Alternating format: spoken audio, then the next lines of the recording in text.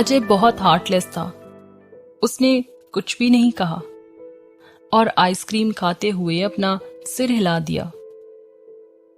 ये देखकर दादाजी और भी ज्यादा दुखी हो गए। उस बूढ़े आदमी के चेहरे को देखते हुए राजीव ने जल्दबाजी में कहा, सब ठीक है दादाजी, वे दोनों अब ठीक हैं। ईशा भी अब ठीक है और सिस्टर अंजलि भी ठीक हो जाएंगी। दादू मल्होत्रा ने अपना मुंह खोला। उससे याद आया, मुझे अपने पोते से इस लड़की की मेडिकल रिपोर्ट मिली। मेरा मानना है कि उसका एक एक्सीडेंट हुआ था। अजय ने कहा, हाँ, उसका हुआ था। उसने दादाजी को देखा। दादू ने जवाब दिया, उसके खून में 4 दिनों तक पॉइजन था। हालांकि उन्होंने उसे एंटीडोट दिया था, ये बहुत इफेक्टिव नहीं था। उनका चेहरा स्टिफ हो गया था। आप क्या कहना चाहते हैं, साफ साफ कहिए। अजय ने ठंडी आवाज में कहा, मुझे लगता है कि वह जिस दर्द से गुजरी वो उसे मेंटल ब्रेकडाउन दे सकता है। अगर तुम उसके साथ अच्छा व्यवहार करते हो तो वो ठीक हो जाएगी। दादाजी ने कहा, कितना टाइम लगेगा? अजय की आंखें बर्फ की तरह ठंडी थी। अगर वो एक स्ट्रॉन्ग पर्सनालिटी है तो 1 महीने या उससे कम टाइम लगेगा। दादाजी ने एक दुखी फेस के साथ कहा। उन्होंने आगे कहा, अगर तुमको किसी चीज के लिए मेरी हेल्प की जरूरत हो तो मैं किसी भी तरह से तुम्हारी हेल्प करूंगा, मैं प्रॉमिस करता हूं। राजीव का आइसक्रीम में इंटरेस्ट खत्म हो गया। उसने अपने स्ट्रिक्ट चेहरे वाले बड़े भाई को देखा। अजय का चेहरा शार्प और ठंडा था। उसने अपने कोई ख्याल नहीं दिखाए। केवल राजीव ही बता सकता था कि अजय कितना परेशान था और उसे कितना दर्द हो रहा था। इस बार राजीव ने कहा, बड़े भाई, आपको थोड़ी देर सो जाना चाहिए। मैं दूसरों को भी कुछ आराम करने के लिए कहता हूं। अजय अपनी आइसक्रीम खत्म करने के बाद उठ गया, जो उसे अच्छी नहीं लगी, और उस बेडरूम में गया जहां अंजलि सो रही थी। उसने उस सफेद स्लीपिंग ब्यूटी को देखा। मेकअप के कारण उसने पहले उसका कॉम्प्लेक्शन नहीं देखा था। अब वो देख सकता था कि वह कितनी सफेद पड़ गई थी और वो और भी पतली हो गई थी। उसको डार्क सर्कल भी आ गए थे। अजय ने उसकी हेयर एक्सेसरीज और बेल ले लिया, फिर उसकी डायमंड ज्वेलरी भी ले ली। उसने एक लेडीज ड्रेस देखी और ब्रांडेड स्टोर के कुछ शॉपिंग पैकेट देखे। उसने उन्हें खोला और कुछ सुंदर ड्रेसेस मिली। उसने एक कॉटन कैजुअल ड्रेस निकाली। हालांकि इसे किसी दूसरे आदमी ने खरीदा। अजय ने सोचा कि ये सबसे अच्छी है। अंजलि ने कम से कम वेडिंग ड्रेस तो नहीं पहनी होगी। उसने ध्यान से उसकी वेडिंग ड्रेस को उतार दिया और कॉटन ड्रेस पहनने में हेल्प की। उसने वेडिंग ड्रेस को कोने में फेंक दिया और उसके पास में लेट गया और उसे करीब से गले लगाया। अजय को महसूस हुआ कि उसकी आत्मा फिर से उसके शरीर में है। उसने सांस ली। पिछले कुछ दिनों में कड़ी मेहनत और नींद की कमी के कारण वह जितना जल्दी हो सके उतनी जल्दी सो गया। अंजलि पूरे 1 हफ्ते बाद शांति से सोई थी। वह सोकर उठी तो रात हो गई थी।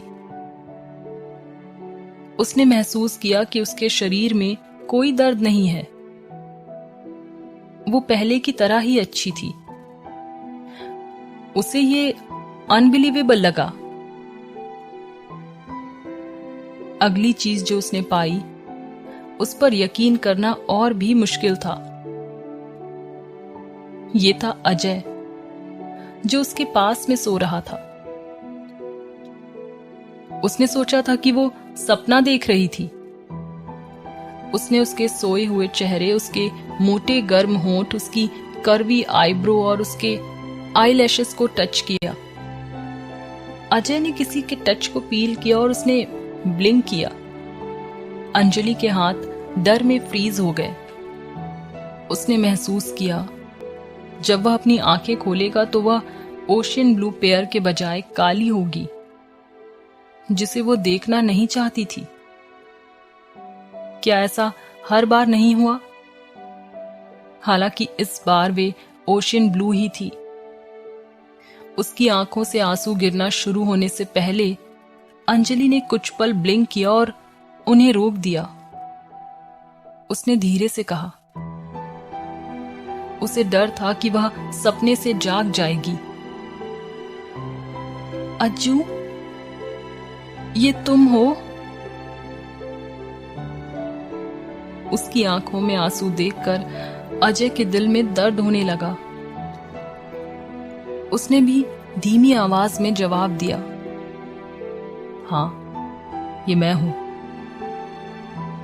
वो रुका, फिर कहा, हम जल्द ही इस जगह को छोड़ देंगे।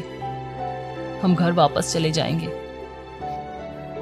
अंजलि ने हिचकिचाते हुए पूछा, घर? तुम्हारा मतलब है हमारा घर? अजय थोड़ा मुस्कुराया और धीरे से जवाब दिया, हाँ, हमारा घर। अंजलि ने अपने होठों पर एक छोटी सी मुस्कान के साथ कहा, ये बहुत सुंदर है। उसकी आंखों में सपने थे। अजय को कुछ समझ नहीं आया। उसने पूछा, क्या है? अंजलि की मुस्कान चौड़ी हुई। वो सपना जहां मैं तुम्हें अपने पास में सोते हुए देख सकती हूं। अजय अपनी जगह पर ही जम गया। उसके लिए ये एक सपना है? क्या वह सच में एक मेंटल ब्रेकडाउन में है? वह काफी कंफ्यूज हो गया। उसने उसे अपने पास खींचा और कसकर गले लगाया। फिर जवाब दिया, अंजलि, ये एक सपना नहीं है। मैंने तुम्हें बचाया जब तुम्हें जबरदस्ती शादी करनी पड़ रही थी। अंजलि ने भी उसी समय उसे गले से लगा लिया और कहा, तब तुम लेट थे। अज्जू, तुम्हें पनिश किया जाना चाहिए। तुम कैसे कंपनसेट करना चाहते हो? अजय ने उसके माथे को चूमा और कहा, आई एम सॉरी कि मुझे देर हो गई। अंजलि मुस्कुराई और उसे भी करीब से गले लगा लिया। उसने कहा, सॉरी बोलना इनफ नहीं है। अजय की आंखें आंसुओं में नम थी, लेकिन उसने उन्हें ब्लिंक करके दूर कर दिया। उसने महसूस किया कि अंजलि सोच रही है कि वो अभी भी एक सपने में थी। उसने उसे अपने नीचे धकेला और कहा, फिर मैं तुम्हें इस तरह से कंपनसेट करूंगा। तब अजय नीचे झुका और उसे एक लाइट किस कर दिया। हालांकि एक लाइट किस इनफ नहीं था। उसने उसे बहुत सारे लाइट किसेस दे दिए। तब लाइट किस एक पैशनेट किस बन गई। अंजलि की आंखें आधी बंद और पानी से भरी थीं। उसकी सांसें इर्रेगुलर थीं। अजय के किस से पैशन महसूस हो रहा था। उसका चेहरा लाल रंग में रंगा था। उसने अपनी बाहों को अजय की गर्दन में डाल दिया और उसे भी सेम पैशन से किस किया। उसके पैशनेट किस को समझते हुए अजय के अंदर की आग जल गई। उसका किस और पैशनेट बन गया। उनकी जीभ सुन्न हो गई और उन्होंने अपने मुंह में खून का स्वाद चखा। दर्द को महसूस करते हुए अंजलि को ये अजीब लगा। ये इतना रियल क्यों लग रहा है? वेट, क्या ये सच में रियल है और एक सपना नहीं है?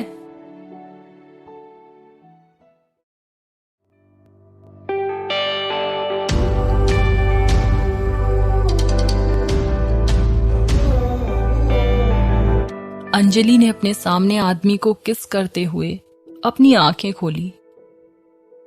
उसने जो चेहरा देखा वो बहुत जाना पहचाना था। उसने उसे पास किया और उसे बिना एक बार भी रुके उसे किस करती रही। अंजलि ने कुछ बार पलक झपकते हुए सोचा कि उसके सामने की इमेज चली जाएगी। हालांकि अजय का किस गहरा था। उसने पूरे 1 हफ्ते के इंतजार के बाद अपने पैशनेट मोमेंट को खत्म करने का कोई साइन नहीं दिखाया। अंजलि ने अपने हाथों को उसकी पीठ और उसके कान, उसके चेहरे के साथ साथ उसकी गर्दन पर भी घुमाया। उसे उसकी गर्मी महसूस हुई। वह उसकी मैनली खुशबू को स्मेल कर सकती थी।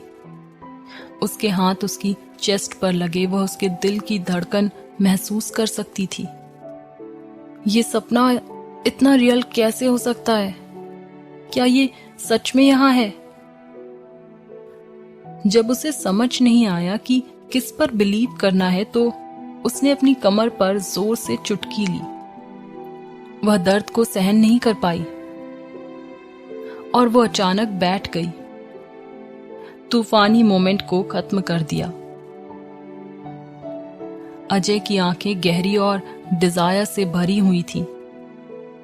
उसने भारी सांस लेने के लिए अपना मुंह खोला। उसके अजीब से चेहरे को देखते हुए उसने अपने आप को कंट्रोल किया और पूछा, क्या हुआ? अंजलि ने पूछा। अज्जू? वह अभी भी हैरान और परेशान थी। अजय अलर्ट हो गया और उसी से सवाल किया, हाँ मुझे बताओ, क्या हुआ? अंजलि की आंखें बड़ी हो गईं। वह अभी भी बहुत सांसें ले रही थी। उसने अपने दोनों हाथों को फैलाया। उसने उसके चेहरे, आंखों, नाक, होंठ, गर्दन और चेस्ट को छुआ। उसके हाथ उसके धड़कते हुए दिल पर रुक गए। वह पागल हो रहा था। मैं सपना देख रही हूं, अंजलि ने एक हैरानी में कहा। अजय ने उसके बाएं हाथ को अपनी दाहिनी कलाई को ले लिया और उसे उसके गाल को टच किया। क्या ये तुमको सपना लगता है? उसने पूछा और उसकी आंखों में अंजलि के लिए प्यार दिख रहा था। तुम सच में हो? वह पूछना चाहती थी लेकिन ये एक स्टेटमेंट बन गया। अजय मुस्कुराया। उसकी मुस्कान बहुत अच्छी थी। उसने जवाब दिया, मैं सच में हूं। उसकी आवाज पहले कभी इतनी सॉफ्ट नहीं थी। नहीं, मेरा मतलब कि तुम सच में यहां हो मेरे साथ। अंजलि की आवाज अटक गई। ये उसके लिए विश्वास करना सच में अनबिलीवेबल था। अजय ने अभी भी सेम जवाब दिया, मैं सच में यहां हूं। उसकी आंखों में आंसू बह निकले और बारिश की तरह गिरने लगे। वह उसकी हालत नहीं देख पा रहा था। अजय ने उसे टाइट हग किया। उसने धीरे से कहा, आई एम सॉरी, मुझे देर हो गई। अंजलि ने रोते हुए कहा। उसने कहा, अज्जू तुम्हें देर हो गई। मैं बहुत दर्द में थी। मैंने सोचा था कि मैं तुम्हें कभी भी नहीं देखूंगी। मैंने तुम्हें बहुत मिस किया। वह रोई और बहुत रोई। उसने अजय की शर्ट को अपने आंसुओं में भिगा दिया। अंजलि ने कहा और उसने उसे कसकर गले लगा लिया। मुझे छोड़कर कभी मत जाना। हमेशा मेरे साथ रहना। अजय ने उसे किस किया और उसके आंसुओं को पोंछा। उसने उसे जवाब दिया, हाँ हाँ, मैं तुम्हारे साथ हमेशा रहूंगा। मैं तुम्हारा साथ कभी भी नहीं छोड़ूंगा। थोड़ी देर रोने के बाद अंजलि ने बात करना बंद कर दिया और अब कुछ भी नहीं कहा। उसने सिर्फ अपनी पूरी ताकत के साथ अजय को हक किया। जाहिर है अजय को अच्छा लग रहा था कि वो यहीं थी और उससे चिपकी हुई थी, लेकिन इसने उसे परेशान भी कर दिया क्योंकि ये उसका कैरेक्टर नहीं था।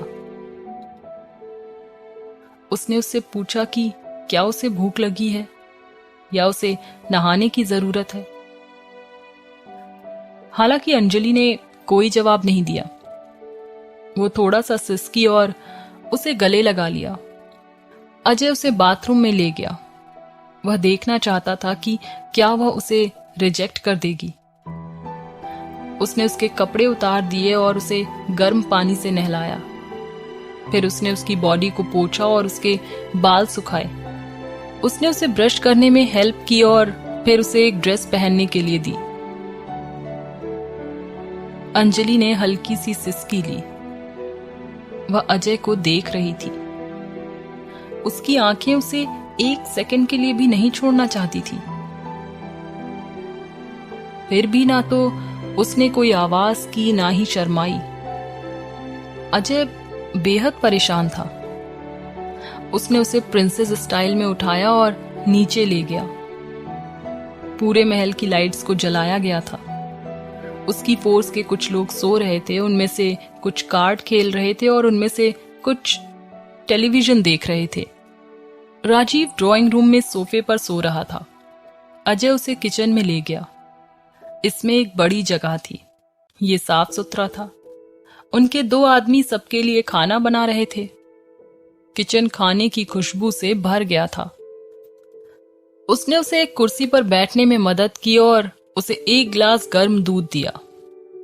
उसने बिना किसी हिचकिचाहट के आधा ग्लास पी लिया और फिर उसे इस तरह से पुश कर दिया मानो वो उसे भी दूध पीने के लिए कह रही हो। अजय ने आराम से उसकी बात सुनी और दूध का आधा ग्लास पी लिया। खाना पकाने वाले आदमियों में से एक ने उन्हें कॉर्न सूप और चिकन वेजिटेबल पास्ता से भरा एक ट्रे दिया। ये एक सिंपल डिनर था, लेकिन अजय और अंजलि के लिए ये डिलीशियस था। अजय ने उसे पहले खिलाया, फिर उसने अपना खाना लिया।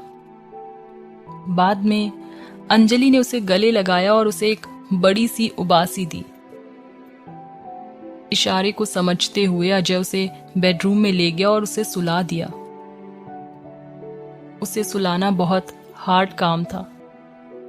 अंजलि के हाथ ने अजय की शर्ट को बहुत टाइट पकड़ रखा था। उसके हाथ से अपनी शर्ट को छुड़ाना बहुत मुश्किल था। उसने अपनी शर्ट उतार दी और विक्टर की अलमारी से एक नई शर्ट पहन ली। ये साइज में छोटी और अनकंफर्टेबल थी। फिर भी उसने इसे पहना और दरवाजा बंद कर दिया। अजय दादाजी से मिलने के लिए अगले कमरे में गया। उसने दरवाजा खटखटाया। दादाजी अंजलि की मेडिकल रिपोर्ट देख रहे थे। नॉक की आवाज सुनकर उन्होंने अजय को देखा। उन्होंने पूछा, क्या सब कुछ ठीक है बेटा? अजय ने एंटर किया और कहा। उसने अचानक बात करना बंद कर दिया। इसके अलावा वो ठीक है। कोई अजीब व्यवहार नहीं कर रही है? दादाजी ने पूछा। वो मुझे खुद से दूर बिल्कुल नहीं जाने देना चाहती है, अजय ने कहा। उसकी आवाज से ऐसा नहीं लग रहा था जैसे वो कंप्लेन कर रहा था, बल्कि वो तो इसे एंजॉय कर रहा था। दादू ने आहें भरी। उसे एक साइकोलॉजिकल ट्रॉमा हो रहा है। वो सोचती है कि तुम फिर से गायब हो जाओगे। वो एक छोटे बच्चे की तरह डर रही है। फिर वो मुस्कुराए और आगे कहा, वो तुम पर बहुत ट्रस्ट करती है। अजय ने राहत की सांस ली। फिर वह डर गया। वो बात नहीं कर रही है, उसका क्या? ये कोई साइकोलॉजिकल ब्रेकडाउन नहीं है। वो बात नहीं कर रही है क्योंकि वो बस नहीं करना चाहती है। उसे आराम करने के लिए कुछ टाइम दो। जब वो सोचेगी कि वो सेफ है तो वो खुद से बात करेगी। दादाजी ने आराम से कहा। फिर वे खड़े हो गए और कहा, मैं उसकी कंडीशन चेक करता हूं। ओके, अजय ने जवाब दिया और डॉक्टर को फॉलो किया।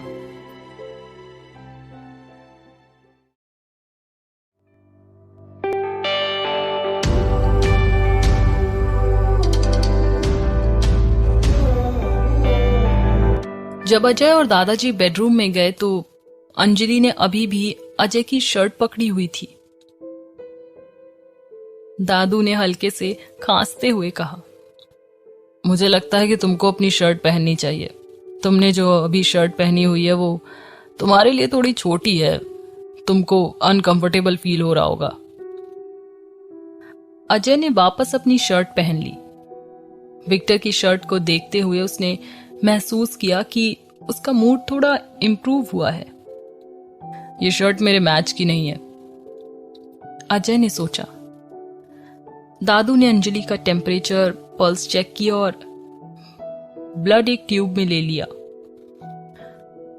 तब उन्होंने अजय से यहां रहने के लिए कहा और अपने कमरे में वापस जाने के लिए मुड़ गए। अजय ने अचानक कहा, रुको। दादाजी ने उसकी ओर देखा और पूछा, क्या हुआ बेटा? अजय ने जवाब दिया, मैंने आपको RO के 3 ट्यूब लाने के लिए कहा था। दादाजी की बॉडी टेंस हो गई। उन्हें पसीना आने लगा। उन्होंने कहा, मैं उन्हें लाया हूं, हालांकि मैं इसे किसी को भी नहीं देना चाहता। अजय ने ठंडी आवाज से पूछा, क्या आपको लगता है कि मैं कुछ गलत काम करने जा रहा हूं? दादाजी ने अपना सिर हिलाया। उन्होंने जल्दी से जवाब दिया, नहीं मेरे बच्चे, मैं इसे लेकर किसी पर भी ट्रस्ट नहीं कर सकता हूं। प्लीज मुझे गलत मत समझिए, मैं ऐसा नहीं हूं। मुझे सिर्फ एक ट्यूब चाहिए और मैं इसके लिए पूछ नहीं रहा हूं। अजय ने तेजी से कहा, आप अपने क्राइम को कंपनसेट करना चाहते हैं, है ना? दादू का दिल कांप गया। दादाजी ने जवाब दिया, मैं समझ गया, मैं तुम्हें एक ट्यूब दूंगा।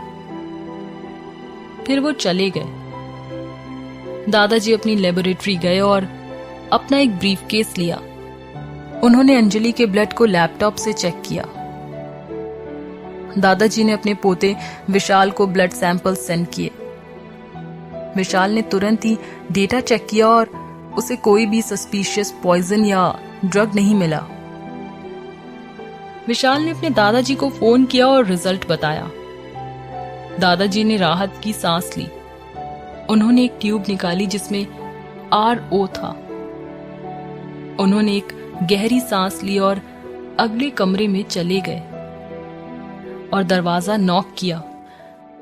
जब वह अंदर गए और अपने सामने चल रहे सीन को देखा, उनका चेहरा चमक गया था।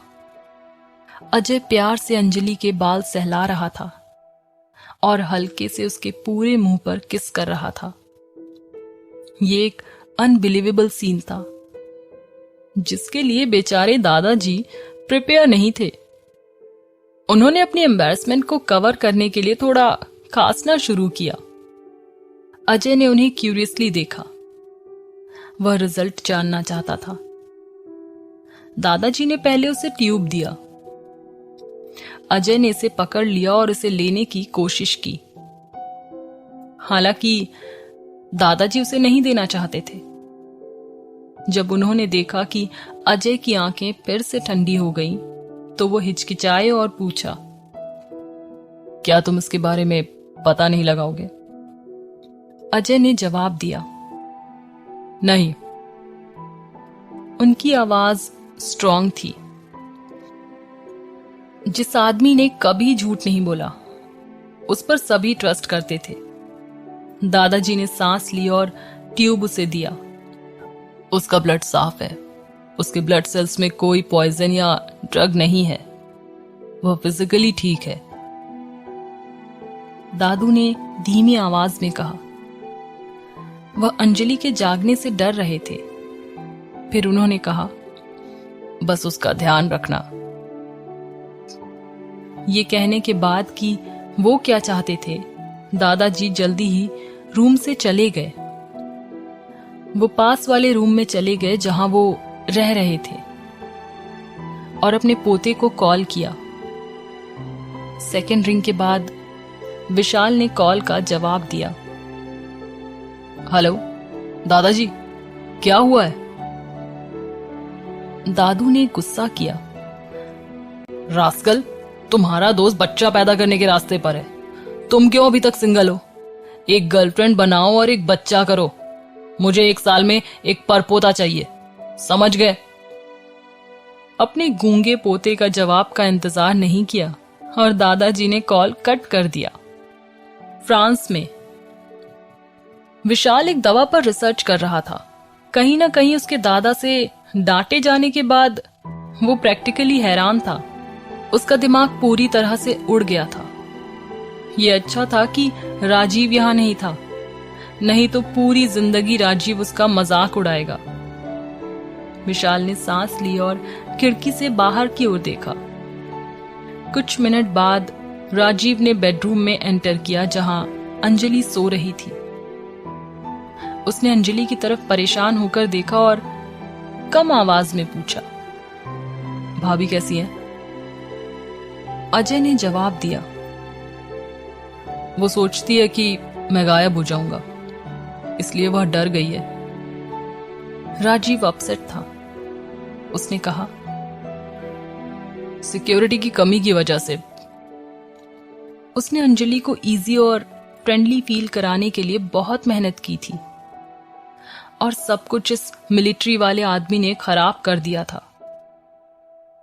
वह परेशान हो गया था और जब उसे पता चला कि उसकी प्यारी भाभी 4 दिन तक ईशा की तरह ही दर्द सहती रही तो वो बहुत गुस्सा हो गया। राजीव अपने भाई के बारे में परेशान था, लेकिन अजय बेहद शांत था। वह खुद को डरावना बना रहा था। अजय ने अपने भाई को एक ग्लास ट्यूब दिया। राजीव ने इसे देखा और पूछा, क्या ये RO है? अजय ने जल्दी ही कहा। फिर उसने अपने भाई की ओर देखा और कहा, तुम्हें पता है कि क्या करना है? राजीव की आंखों में पलक झपकते ही कुछ ठंडा हो गया। अगर कोई भी राजीव की आंखों को देखता है तो वे अपनी पैंट को गीला कर देता। राजीव ने हल्के से कहा, मैं समझता हूं बड़े भाई। अजय ने अंजलि को अपनी बाहों में हक कर लिया था। वह शाम को बहुत सोया था, इसलिए वो जाग रहा था। अचानक अंजलि एक दर्द भरी आवाज में बड़बड़ाई, दर्द दर्द, मैं इसे और नहीं सह सकती। अज्जू। उसकी सांसें इर्रेगुलर हो गई थी। वो बहुत डर गई थी और उसे बहुत पसीना आ रहा था। वह घबरा रही थी, उसकी बॉडी बेचैन हो रही थी। अजय अलर्ट हो गया था। उसने उसके चेहरे को प्यार से रगड़ा और पूछा, क्या हुआ है? हालांकि अंजलि ने कुछ नहीं कहा। उसका पेन्ड एक्सप्रेशन सॉफ्ट हो गया था क्योंकि उसने अपने चेहरे पर वार्म टच महसूस किया। उसने अपने शरीर को रिलैक्स कर दिया। फिर भी उसने अजय की शर्ट को पकड़ रखा था। अजय ने महसूस किया कि वो एक बुरा सपना देख रही थी। उसने उसे अपने सीने के पास गले लगाया और उसके बाएं कान के पास झुककर कहा, मैं यहां हूं, अब सब ठीक है, कोई तुम्हें तकलीफ नहीं देगा, मैं तुम्हें प्रोटेक्ट करूंगा। उसकी आंखें सॉफ्ट थी। उसने उसके लेफ्ट कान को प्यार से बहुत सी किस की। फिर उसने सीलिंग को देखा। फिर 1 सेकंड में अजय की आंखें बर्फ की तरह ठंडी हो गईं। उन्होंने उसे नुकसान पहुंचाने की हिम्मत की। वो कौन आदमी था जिसने मेरी पत्नी को इंजेक्शन लगाया था? एक लेडी डॉक्टर। उसे अब अपनी खुद की दवाई का टेस्ट पता चल जाएगा। अजय ने उसकी पतली बॉडी को कसकर गले लगाया। उसकी कमर को मेजर करके उसका दिल डूब गया। जब उसे पॉइजन दिया गया तो अंजलि ना ही सो पाई और ना ही कुछ खा पाई थी, इसलिए वह पतली हो गई। उसकी जॉ लाइन शार्प हो गई थी। अजय ने उसके फोरहेड को किस किया और अपनी आंखें बंद कर दी।